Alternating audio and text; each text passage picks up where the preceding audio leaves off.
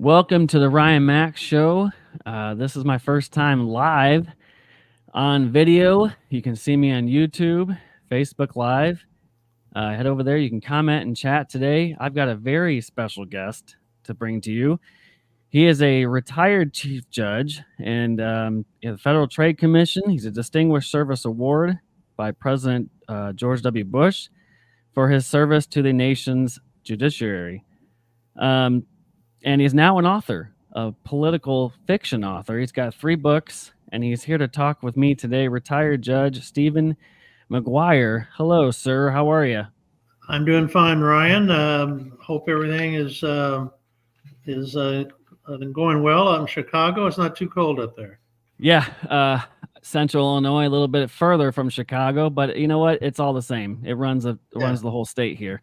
So thanks for reaching out, coming on today and talking a little bit and chatting. So I want to talk to you about your books, and I wanted to talk to you about your experience in general. And that's kind of where we'll go, and we'll go from there. So what inspired you in writing these books?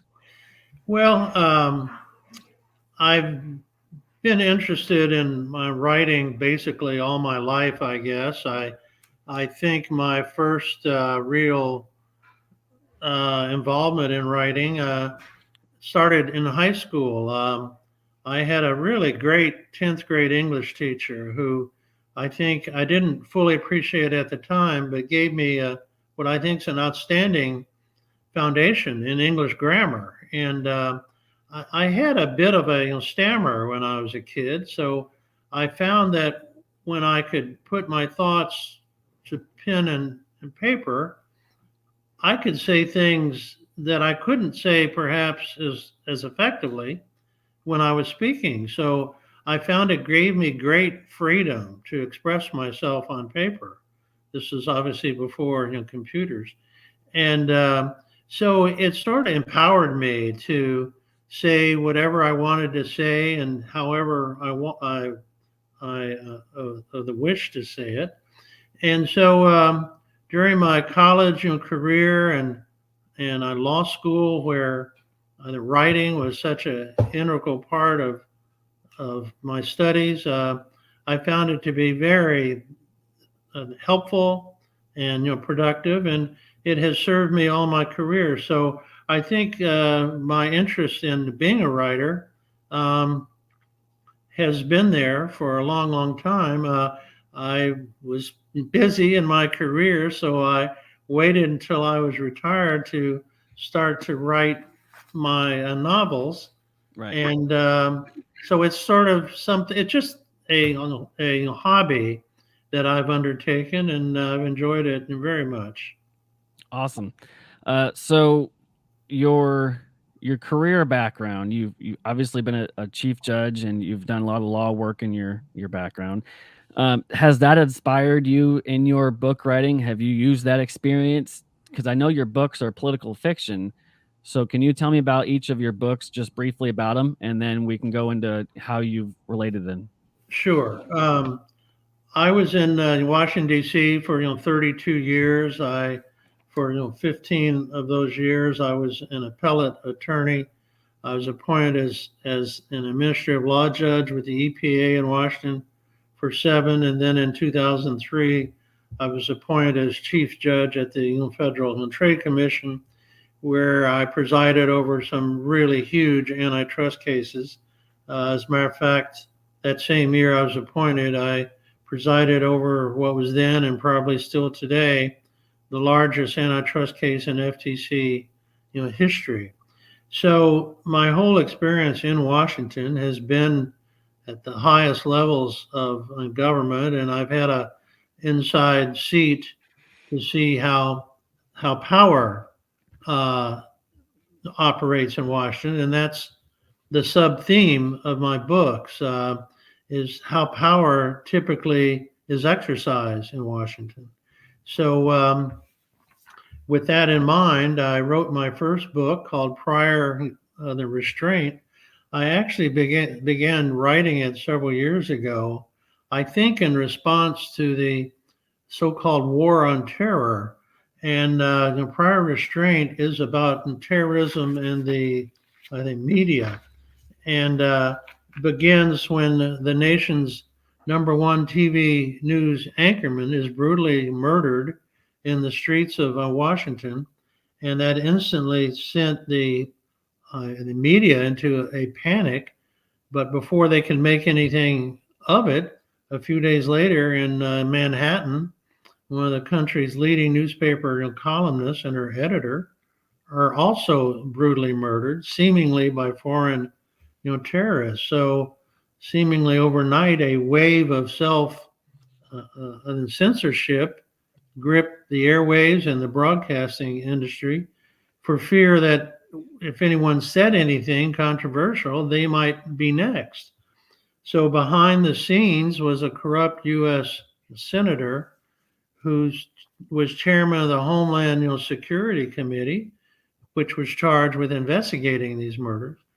And he was intoxicated by ambition and greed, and he used the chaos of all this to advance his own agenda. And I guess you could say the protagonist was a young female, the reporter in Washington, who started to connect these two murders and started to see things no one else could see. And as she gets closer to the truth, it places her own life in jeopardy. So, prior restraint is a chilling story about the then restraint on free speech and the greed and power of Washington that blurs the reality between fantasy and what's going on in Washington today. So that was my first effort, and then in May of 2022, I published my second book called Fractured Power, which was I call a dark and haunting, psychological, thriller about Aidan Fletcher, who is a brilliant young man who comes from very humble origins and uses his extraordinary ambition and his devious ingenuity to reach the pinnacle of power in Washington. So he brings a very dark past into Washington, and it's a chilling tale about the depths of the human psyche and the race to apprehend a serial killer whose callous disregard for all but himself create a disturbing puzzle for both law enforcement and his victims. And finally, I just issued about 2 weeks ago my third book called Secret and Deceit, which is a political thriller about money and power and the plot to assassinate the U.S. president by a cabal of unscrupulous corporate titans who fear that the president's popular legislative agenda would cost their industry billions of dollars in commercial profits. So the protagonist there is a young Secret Service agent who was on the White House protective detail, who conducts his own behind-the-scenes investigation after the president was killed, and ascertains the dark and appalling truth behind his assassination. So in doing so, he puts his life in grave danger as the conspirators take every step to hide their identity. So those are the 3 books that I've published to date. And as I say, they all share the same thing about the underlying exercise of power in Washington. Those are books. I don't read a lot, but those are books I think I would be able to sit down and read entirely from cover to cover, just because of my interest in the political atmosphere going on right now. So it's hard to sit there and listen to it and think it's a political fiction novel because of some of the things that have happened in DC over the last 50 some odd years. Right. So obviously your career and your background and your experience in DC kind of helped influence you in your writing. So how realistic are these fictional novels that you've written, just based on everything that's going on? That's a great question. I've been asked several times. I've probably made about 50 presentations about my books in the last 18 months or so, and I've appeared on a dozen or so podcasts and nationally syndicated radio interviews. And I've been asked uh, uh, the more than once, are your stories fiction or are they true? And I say, well, they're fiction, but they could be true. And I think what we're seeing today in Washington, both on the Hill and elsewhere, is creating a chaotic scenario for everyone.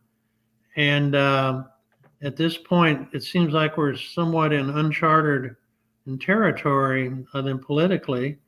And I think it's incumbent on the people of this country to stand up and be heard.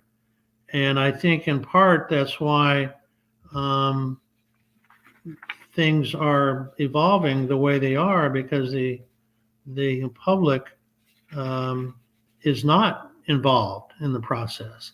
So it's something of concern, I think, to everyone. Yeah, you spoke to the public awareness, because there's so many. You look at the news headlines, and you see every day there's a new headline, either mass shooting, or Congress is at a stalemate for their bills and laws going on.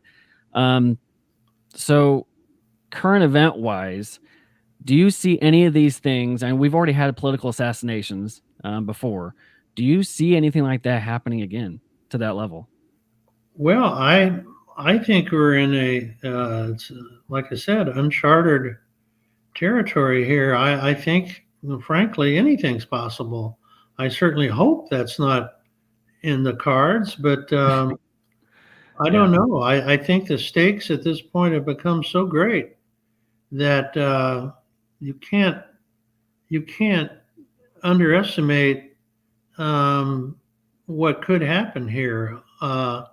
And So all the more reason, I always cite in my uh, conferences a survey taken not long ago by the Annenberg Public Policy Institute, and it said only one American in four can even name the three branches of government. Sad. So when you have a public that ill-informed, is it any wonder why things are in such bad shape in Washington?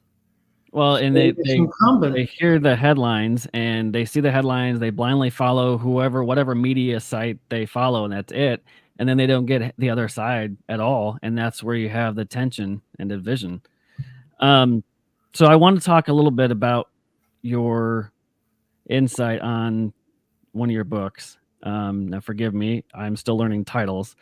It's the one where you portray the corrupt senator that represents um, the perception of the current congressmen and senators.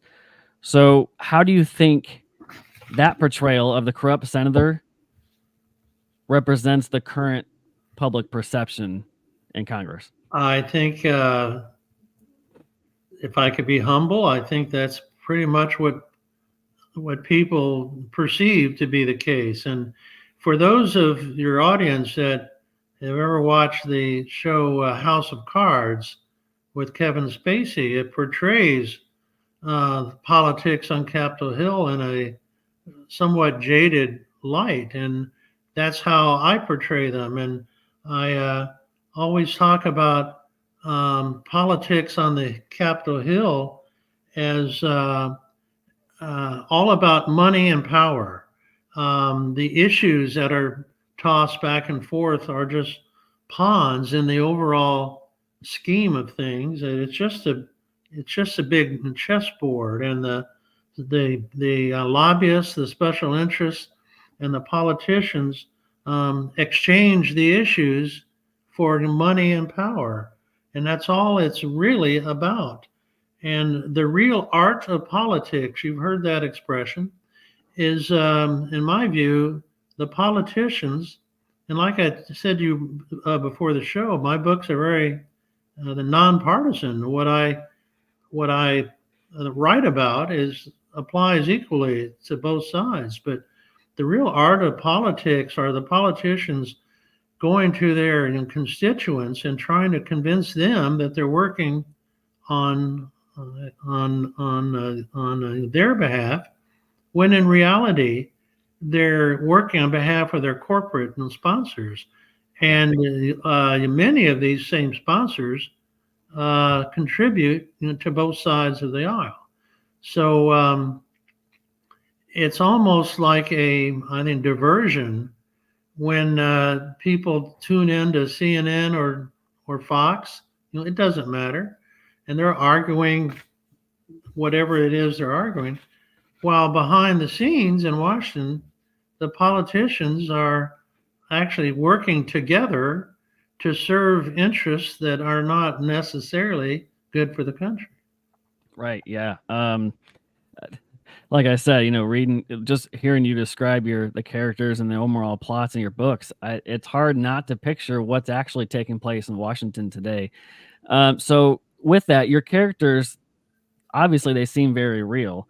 So Right. how did you develop your characters in the process? Well, that's a good question, and it's something that I put the most time in on my books. I like to develop the characters to make them real.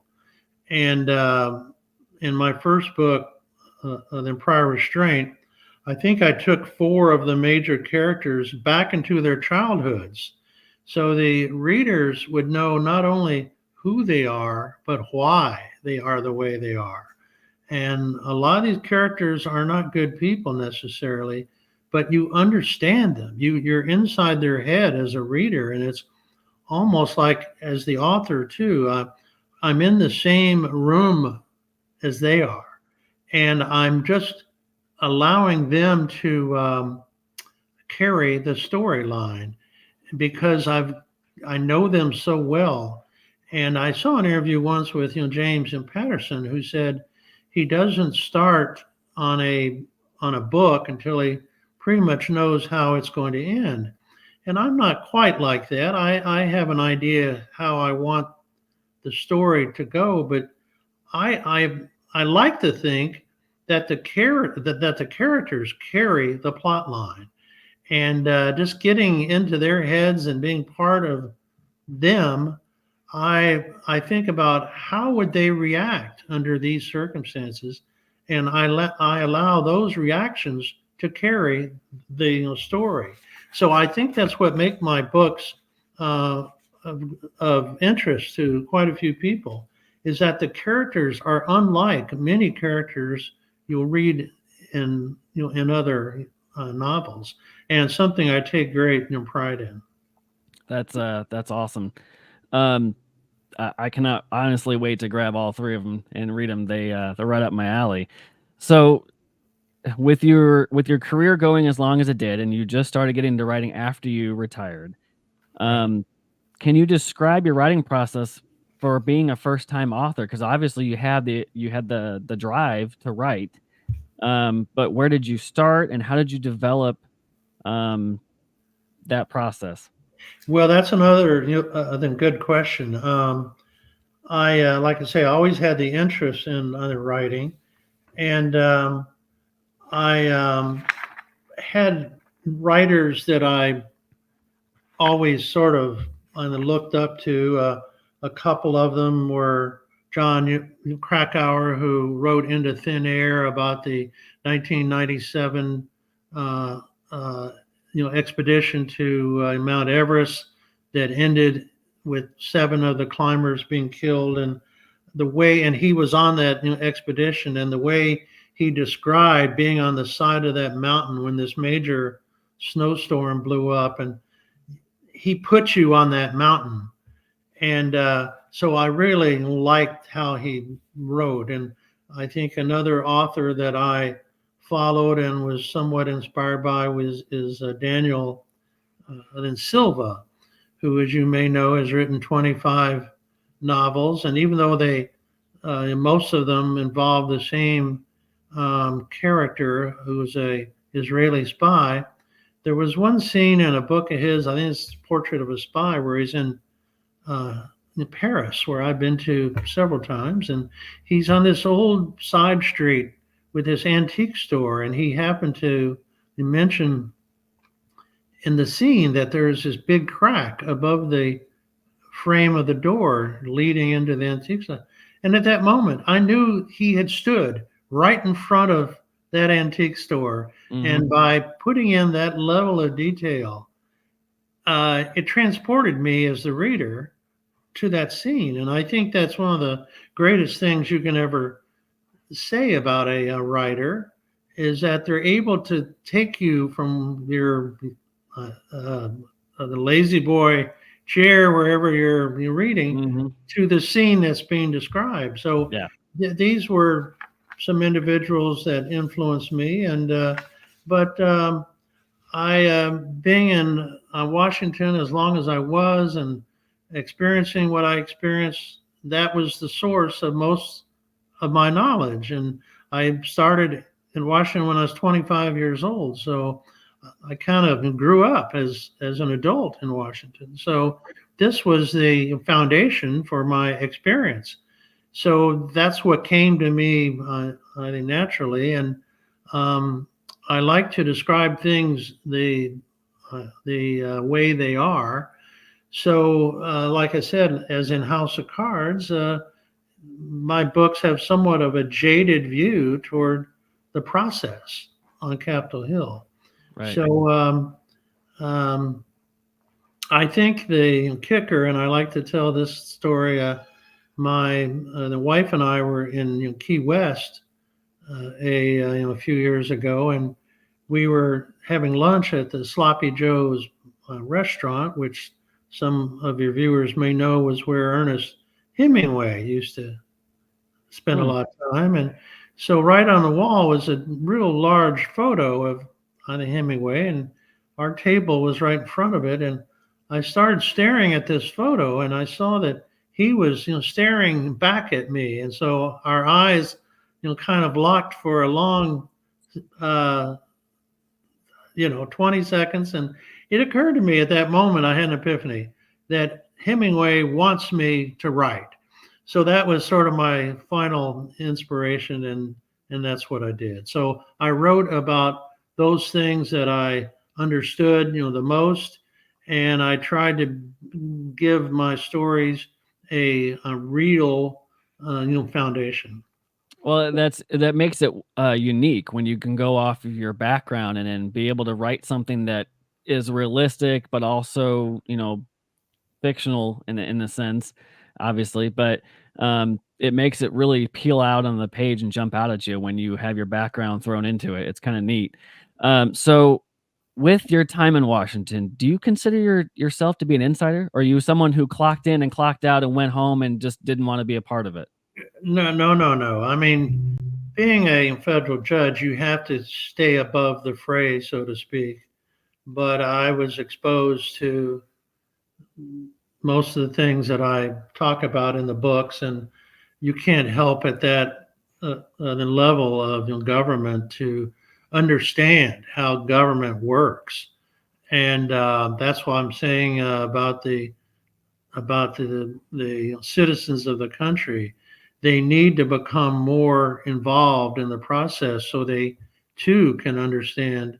And once they do, they will probably be motivated to stand up and say enough, And when the politicians believe that and the citizen are not paying attention, it sort of gives them the freedom to do whatever they wish.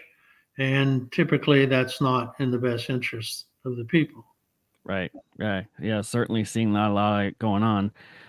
So your novels have common themes of power, greed, and corruption. And we obviously discussed this before the show started, that how real these things are, as to what happens on Capitol Hill. Now, with your inside scoop in Washington, and we've talked about this. Um, are these the kind of the center themes of what's going on in Washington the last, 50 years?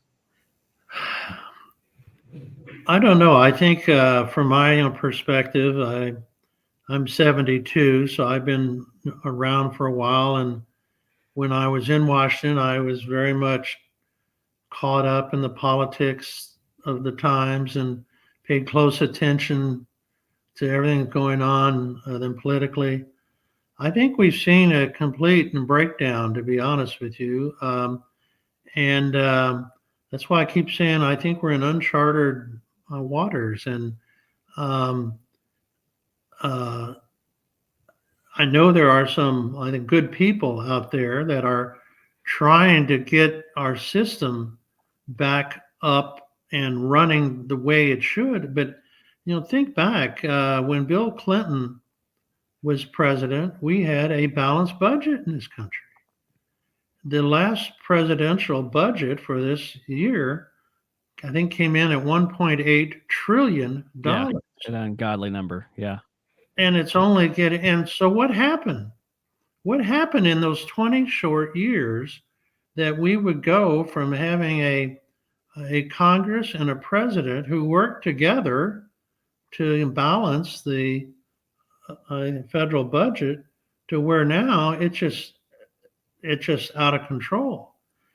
So I don't know. I again until the and I think the public in several ways has been somewhat dumbed down. I mean, when I was in high school, one of the best classes I ever had was in civics, where you were taught about your government, how laws are made, and if you were fortunate, your class may even take a field trip to Washington and Yeah. go to Capitol Hill and go to the Supreme Court, and it's where you could learn about not only what your rights were as a citizen, but what your obligations were.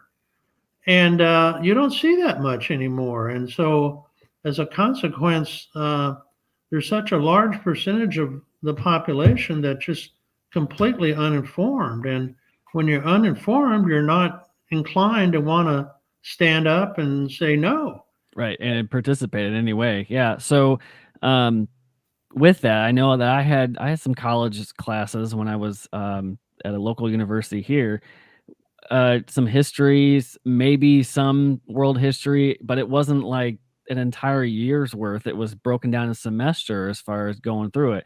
And at the high school level, I went to a small high school, so I had my favorite courses were U.S. history and history, and I was just fascinated with how government worked and how what our history showed us. Um, and it's amazing, like we spoke earlier, that the level of the lack of competency among some of the youth, that they have no idea how our government works or how it should work. And even to an extent, our politicians don't, because you see them making laws that are completely obliterating the Constitution and how it was written. Um, so I would like to. I know we're gonna plug your book. It's your books and your website. I think I got this website up on the comments section there. But I want to speak more about your time in Washington as a judge, and maybe you can give your insight and your opinions on some of the headlines going around. Now I know we're in different states, but you being a chief judge, about the basic level of constitutionality of some of these cases. Well, What decides constitutionality of a law being written, and then how is it from your perspective? How do you see it as a judge? Maybe you can kind of describe that. as I told you before the show started, I intentionally have not kept abreast of a lot of the national issues because I've become somewhat jaded as to how the process works. And again, I'm not confident that the media in generally is getting out a fair message to a lot of the public. So as these cases arise, one in particular is the January 6th an insurrection, as it was called. Yeah. Um, I'm very concerned about how those cases have been, founded and formulated. Not to say that some of those participants did not break the law, but Right. and should be held accountable. But I was impressed at the time when almost immediately and overnight this this event in Washington was not described as a protest or as a riot, but immediately by almost all the TV and news channels as a insurrection, Yeah. which is a term invoking in treason. Yeah. And I've Yeah. never seen that done before. And so again, the narrative shapes public opinion to an extraordinary degree. So that's one ongoing case that is of concern to me and should be, to most people. Yeah. So we can just talk about not these specific cases that we mentioned earlier, but just on a broad level. When it comes to the Second Amendment, what do you look for as constitutionality of some of these laws that go into play? You mean in terms of Banning certain firearms that have commonly been yeah, used yeah. for, Well, wherever. I believe in I clearly and strongly believe in the right to bear arms. Um, I sometimes wonder, though, as a pragmatist and as a moderate, um, do some of these automatic weapons need to be in possession of individuals? And I could entertain an argument that probably not. These are assault weapons used, for war. And so I don't know. But I'm afraid if there was ever an effort to restrict access to those kinds of weapons, that it would merely open the door to the banning of other firearms, which I think would be clearly wrong. Right. So these are not easy questions. It's not all black and white. And as I think, moderate in the equation, I can see some arguments on both sides on the assault weapon thing. But in terms of having the ability under the Constitution to bear arms, I think that should not be infringed. Right. So I want to push back a little bit because I know you have more experience in some of these cases and legal matters with them.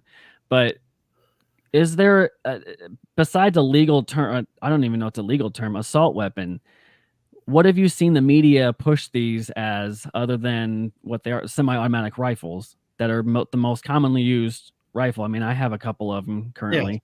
correct. But what have you seen? Maybe you haven't seen it because, like you said, you've stayed out of it for the most part of the major headlines. How hard is it to get to the actual issue of, okay, mental health versus safety with the firearms, and picking apart what the media calls it, assault weapon? They blanded a term and they have Right. no idea what they're talking about. No, well, it's the shaping of the narrative. The narrative defines the issue for the great majority of people. And thank you for your clarification, even for me. I mean, I've got 3 or 4 guns myself. I don't have a semi-automatic rifle, so even I can confuse that. Right. I was thinking in terms of like an AK-47 or something Yeah. like that. Yeah. But I haven't been big into it. I know I have in-laws that got me into it, and I've been an enthusiast. I'm a young shooter when it comes to shooting and sports shooting and things.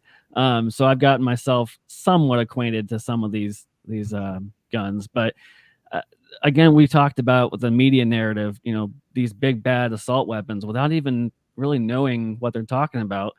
When you have a president coming out and saying they can do certain things with the stock or the the bullet itself is more explosive than another round. That's why we need to ban them.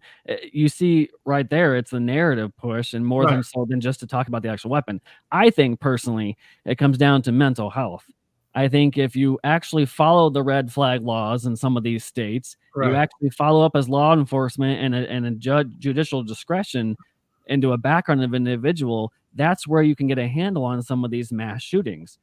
Right? I mean, Well, I think so. what is your take on judicial discretion when it comes to some of these things? You know, with the last one we just had in Maine, Right. guy was a firearms instructor. He was well Right. trained, and he still was able to use an AR-15 to kill, 18, 22 people, I think was when it ended up being. Right. So is it the guns or is it the mental health, the more of the problem? Well, the old saying with the pro-gun crowd is guns don't kill, people do. So that's obviously the case. I think in our society being as complex as it is, I mean, take guns out of the equation. We don't have enough facilities and assistance for people that have mental issues to begin with. Right. And throwing the gun issue in is just, another layer of complexity Yeah. on how do we use the facilities we have to help improve individual mental health in this country when we don't even have adequate facilities to do it on a daily basis. Right. So the gun equation is something that I think it just is going to, unhealthy people get a hold of these guns as well. And so I don't know. I don't know how you address that. You've got to, maybe we need a better system in our schools to try to develop a healthier respect for our fellow man, to Mhm. where a lot of the hatred and the biases that that ground a lot of these actions are based. And I don't have the answer for that. I think we as a society have come too far now to go back and try to get a firm grip on this Right. national problem. Yeah, I think it's a huge debate that continues to be a thorn in either side of the equation. Gun enthusiasts and it should say the Second Amendment shall not be infringed. I can own whatever I want. And then you have the left side of the argument. Well, no, you can't own this and you can't own that. And then there are reasonable laws that can be made. And we've seen that in some of the judicial levels say, yes, these are reasonable. And I agree with the automatic weapons. But an outright ban and even the state level that's egregiously left leaning on the court side, upholding some of these bans, constitutionality wise, how does that hold up in the Supreme Court level? Do you think if some of these statewide bans go too far? Well, I think ultimately that's where it will go, is to the Supreme Court. I think the present court, as constituted, would probably strike many of those bans down. But again, you don't know what the bans hold in particular. So it's all comes down to the law Right. and the facts. What are the facts of the ban that have invoked this constitutional challenge? So until you get those two issues on the same page, so the Supreme Court justices can weigh against established law what the facts of the ban invoke. It's difficult to predict, but hopefully down the line there will be a overriding voice of a reason that takes into account maybe quite a few of these issues. Yeah, I But think we've seen that. I'm sorry, in some of the state levels, we've seen some of the left-leaning states, we've seen like a hijacking of the legal system to right, just rewrite the laws and precedents that are on the books and decide, well, I'm going to make it this own way because this is how I feel it should be right. judged and discussed. How does that? So, I guess going back to your process as a judge, when you have a case in front of you and you obviously you're human, so you're going to feel one way or another on the opinion, but you have to be right down the middle on terms of what the law is bringing a challenge to, right? Well, let me tell you how I interpreted my role as a federal judge. I disagree that you bring your own personal feelings into the equation. The only two things that really matter when a case is before a judge are the ultimate facts that are established during the proceeding, like both parties to a case will have proposed facts that they want the court Hmm. to adopt, but Right. it's up to the court to establish what we call the ultimate facts of the case. And once you've done that, you've gone through that exercise, and sometimes that's not easy, Right. then you apply the existing law. Your Right. personal opinion should have nothing to do with it. If judges applied their personal view on cases, then we would have so many different layers of justice, however you want to define it, that Hmm. it would be obfuscating, a standard by which the country, or in this case of the state, I think the states you're talking about are basically invoking I think, totalitarian rule of law, which is obviously we've seen in other countries in the world how that turns out. Right. But as far as the judges go that decide these things, in my view, there's only been a couple of cases in my career that the call was so close that I invoked somewhat of a personal view of the world to decide the case. But I very rarely ever did that because I felt my job was to determine the facts and apply the law. And oftentimes the law is not clear either. So, but you have to go on case precedent, Hmm. and um, on occasion there'll be case that invokes an expansion of the existing law, and that's part of the equation. But I never tried to invoke my personal views. That's important. I want to touch on that because there have been judicial reviews and cases ruled on, in some of these decisions at the federal level, that you've seen activist level judges Yes. deciding these cases that have zero precedent in some of these cases. And Right. what does that make you feel as someone who has spent their entire career as a judge? Well, I think in a lot of these state court systems, I think it's more profoundly invoked in the state courts, but these judges are oftentimes appointed, if not elected, Right. based on their political supporters. And with that in mind, they know which side their bread is buttered on, and so to some extent, these court systems have become then politicized, and that's not to say that doesn't happen to some extent in the federal court Right. system as well, and it does. But again, um, I never saw my response. I always felt I held the public trust. And I always felt if we couldn't trust our judges to do the right thing based on fact and law, then our society would have no hope. Yeah. And so, to the extent that some of these court systems have become overly uh, then politicized, is not is not a good thing for the country itself. And again, it's going to be the responsibility of people in those states where these progressive gun bans are showing Hmm. up to stand up Right. and say no.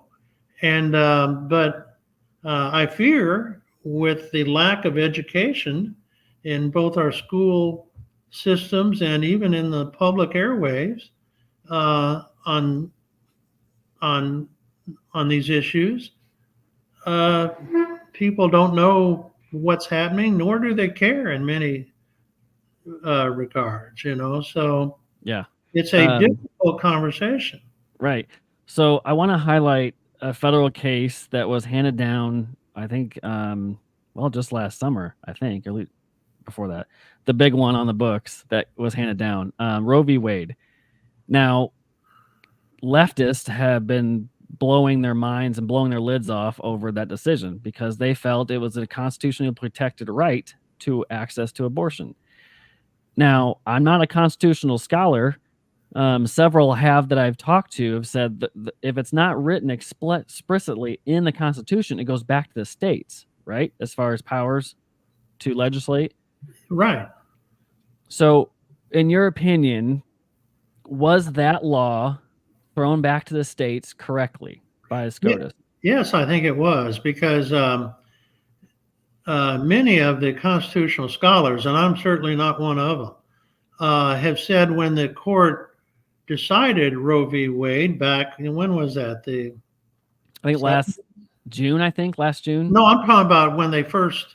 Oh, gosh, I mean, that's been a generation ago. Yeah, at least. But many of the constitutional scholars have said that was an incorrect application of constitutional law to have upheld it the way they did.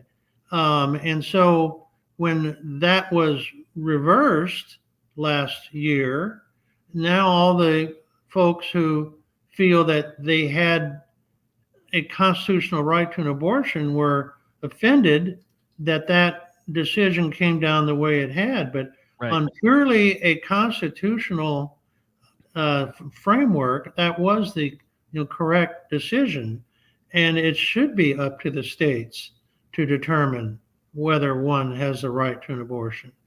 And that's not my opinion. That's just that's the legality of the constitutional framework. Well, and I think that's something that we're missing currently at our level of deciding these cases, and even just running the government as a general. We're not following the document that founded this country. And I think this was the biggest case that supported that.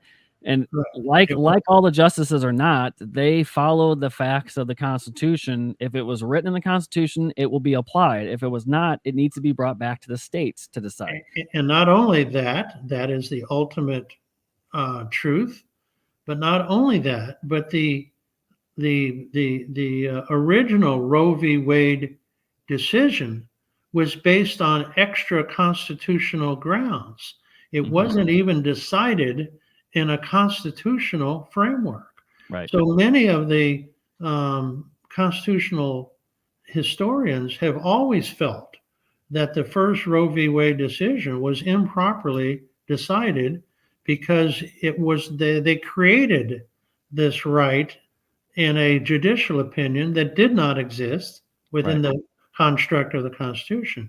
So purely legally speaking, and that's all I'm saying, it was the correct decision last year to overturn that. That's my wife chiming in there. She's chiming in with some comments. And you're right. The case should be made based on fact versus emotion, and that's how judges should be operating, as you have said earlier. So, at the federal level, with that, after Roe v. Wade was passed and handed down as a decision, you had the Biden administration, the DOJ, weaponized and go after states that enforced a more restrictive measure. Now, after a case has been handed down from the Supreme Court, and that's redetermined as, okay, this is how it is, how can the DOJ go back and sue the states for something that they've been granted they were allowed to do? Well, they can do anything they want. The question is, will that action ultimately be upheld? And again, it comes down to the facts and the law of what happened. You're discussing a generic thought about how the DOJ might take action. Right. So again, specific, I think specifically, I don't know how many states, proposed. I'm certain more conservative states enacted their restrictive measures, and some progressive ones opened the door. I just was dumbfounded by the fact that, when a decision is made, yes, you can sue, but I don't know. I think a few of them have been upheld, and some of them maybe have been struck down at the federal district level, but I just was speaking to an opinion level, just like how to fathom that. Look, okay, you told the states they can do this, and then the government comes down the executive branch saying, nope, you can't, it's too restrictive. But here's the decision, the Supreme Court level saying, yes, states have the authority to make their own Well, case. again, you have to go back to each and every state law that's been enacted in Right. response to the Right. Roe v. Wade decision. And there might be aspects as to how those laws were enacted that may be, invalid. I don't know the details of these state laws. You can't just make generic statements that because a state made a law to ban an abortion that the Supreme Court, every case has got to be decided on its own merits. So I think I know what you're saying, and that is, how can the DOJ come back and say you can't do this? Well, that again is a new legal issue in and of Right. itself. It's got to Right. be litigated on the merits of that particular law. Right. And until those facts are exposed and brought out and argued, we can't make a prediction on what would happen. On its face, it seems to be an illogical action by the Justice Department. Right. But we Right. have to decide these things on their own Legally. merits. Yeah, absolutely. Yeah, thanks for that. I just wanted to get an opinion because it seems kind of silly when a case gets handed down a decision and then the DOJ immediately sues, even though that was the decision that was handed based on each individual state laws regarding that. They can do within those laws what they enacted. And I thought it was funny that the DOJ right away after Roe v. Wade was handled just started hammering conservative states. Well, we certainly can't discount the notion that politics is the politics of these situations is out of bounds. Right. So that's another factor that's going to have to ultimately be weighed. Right. Okay. So I want to get back to your process as a writer here before we start wrapping things up. So what has been the most challenging aspect for you as a writer? Well, that's a good question. I think what I have learned in the publishing world is that so much of the books being published these days are self-published. Like my books are all on Amazon, and the traditional publishers are sort of fading away. I mean, you might be surprised to learn there are like 33 million book titles on Amazon. Now that's an extraordinary number of books. So I think the fallacy for many first-time authors is that they take great pride in their work, and they think if it can only get out there and expose, that it'll make the New York Times bestseller list and become a Hollywood movie, and they're going to get wealthy, and I'll go on and on. But nothing can be further from the truth. There was a survey taken by a major publishing firm that said 70% of the books that are published don't even turn a profit. So the idea that you're going to write a couple of books and make a lot of money is sort of a fantasy. And that happens to a few authors, but not to the great majority. I write for the fun of it. Right. Because I enjoy writing, and it's something inside me that I like to get out.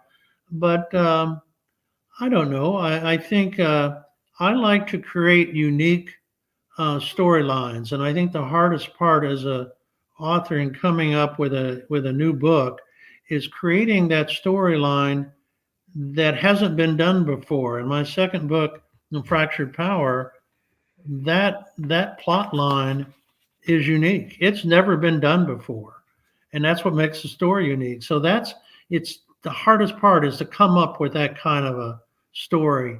And then once I do, creating the characters and making them real just kind of comes easy to me.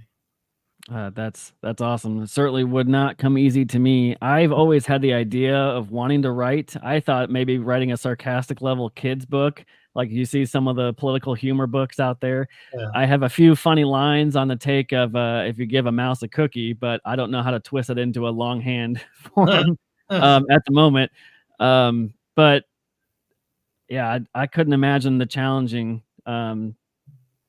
aspect for you as a writer coming up with a unique idea that may or may not, like you said, make you a millionaire overnight, but something you love to do. And Right. just doing it as you love is something that may even create a window down the road. If you stick Well, to it that might. philosophy of doing something you love, who Right. cares about doing it for a lot of money?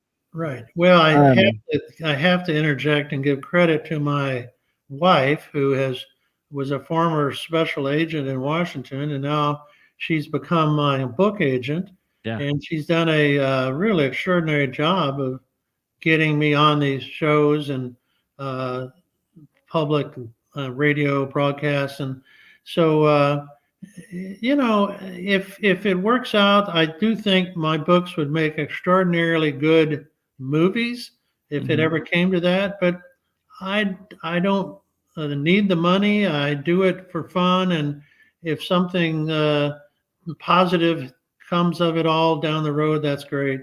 But you know, right. we'll see. Yeah. So you mentioned something earlier that you're self-published. I know another conservative radio host, Dan Bongino. You probably know who he is. Yes. He owns a publishing company. With the advent of politics and all these companies that are doing things now, how important is it to you to self-publish versus, hey, depending on another company who may or may not believe of some of your beliefs? Well, I think it's not so much how important it is to self-publish, but it's the ease of getting published, and that's been the great eye-opening thing for me with these traditional publishers. They're getting inundated with manuscripts from either aspiring authors, or maybe if those authors have an agent, and they're just going straight into the trash can because they're just inundated with these book ideas. And um, on a self-publishing platform such as Amazon, and there are several others, you can get published. They'll help you with their Kindle and publishing arm, design the book cover, give you an ISBN number, um, or to format the book, and so it's the ease of the process that I think is what makes self-publishing now the dominant publishing platform in the industry. Right. So, um, I with the traditional publishers, even if you were to sign a book deal, it might be 2 years before your book's really published. Right. And at that point, they own the book. If they don't like how you wrote chapter 5, you've got Mhm. to do it again and Right. rewrite it. And so it's about control. It's about a lot of things. And one of the things I learned about the traditional publishers is that they don't market the book as to the extent people may think. So what they're really looking for these days is not authors but audiences.